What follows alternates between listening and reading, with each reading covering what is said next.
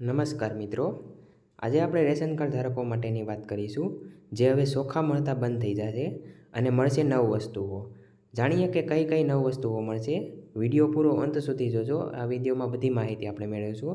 અને જો મિત્રો તમે અમારી ચેનલમાં નવા હોય તો ચેનલને લાઇક, શેર, સબસ્ક્રાઈબ કરી દેજો. આગળ વાત કરીએ તો ભારત સરકાર દેશના લોકો માટે ઘણી યોજનાઓ ચલાવે છે.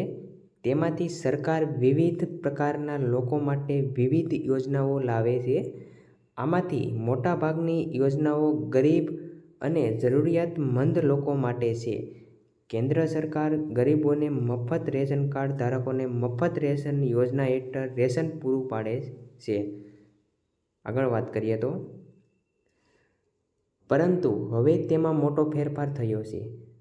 અગાઉ સરકાર રેશન કાર્ડ ધારકોને મફત ચોખા આપતી હતી, પરંતુ હવે સરકારના નવા નિર્ણય મુજબ હવે મફતમાં ચોખા નહીં મળે.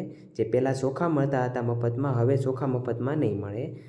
તેના બદલે હવે મફત ચોખાને બદલે સરકાર 9 જરૂરી વસ્તુઓ આપશે. 9 જરૂરી વસ્તુઓ આપશે. તે કઈ કઈ વસ્તુઓ છે આગળ જાણીએ.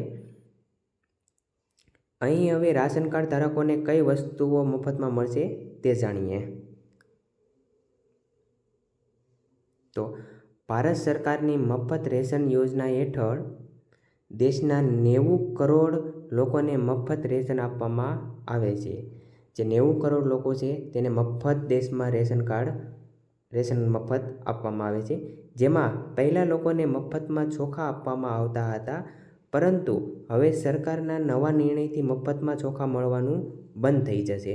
હવે જે પહેલાં મફતમાં ચોખા આવતા, હવે ચોખા મળવાનું બંધ થઈ જશે.